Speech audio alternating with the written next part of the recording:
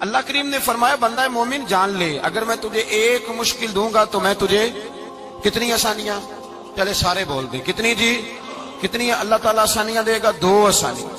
ہم لوگ اچھا جب ہمارا ذہن بن جاتا ہے نا کمزوری کا، ہمارا جب مزاج بن جاتا ہے مایوسی کا، پھر معاملہ ذرا ہمارے لیے گمبھیر ہو جاتا ہے۔ اگر ہم یہ ذہن بنائے نا کہ مشکل میرے اللہ کی طرف سے آئی ہے تو وہ مجھے آسانی بھی ضرور عطا کرے گا، تو پھر اللہ ضرور ہی آسانیاں عطا فرماتا ہے۔ اور جو مشکلات زندگی میں آتی ہیں نا، حضرت مولا علی شیر خدا رضی اللہ تعالیٰ عنہ کا بڑا خوبصورت فرمان ہے۔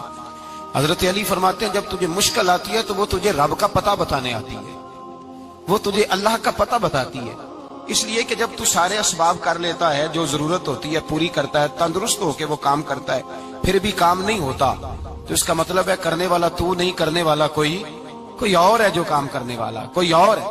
تو عزیز بھائی یاد رکھیں، ہر مشکل کے ساتھ اللہ نے آسانی رکھی ہوتی ہے۔ اگر اللہ تبارک و تعالیٰ بیماری عطا کرے تو اس کے ساتھ اللہ پھر جو تندرستی دیتا ہے وہ بھی بڑی اعلیٰ عطا فرماتا ہے۔ اگر اللہ کبھی غربت دے تو پھر اس کے بعد جو اللہ تعالیٰ آسانی دیتا ہے وہ بھی بڑی اعلیٰ عطا فرماتا ہے۔ اگر کہیں سے آپ کو دکھ ملتے ہیں تو پھر جب سکھوں کا وقت آتا ہے تو پھر گنے نہیں جاتے۔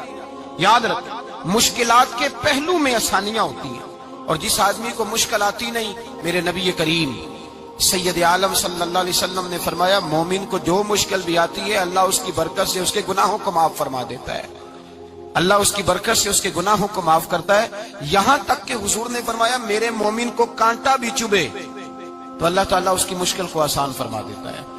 2 بزرگ بیٹھے تھے، ایک حضرت احمد رحمت اللہ علیہ اور ایک حضرت شرف الدین منیری رحمت اللہ علیہ۔ تو حضرت شرف الدین منیری کہنے لگے کہ دوست اصل میں وہ ہوتا ہے جو دوست کی طرف سے آنے والی تکلیف پر صبر کرے، جو اللہ کی طرف سے آنے والی تکلیف پہ صبر کرے وہ اللہ کا محبوب ہوتا ہے۔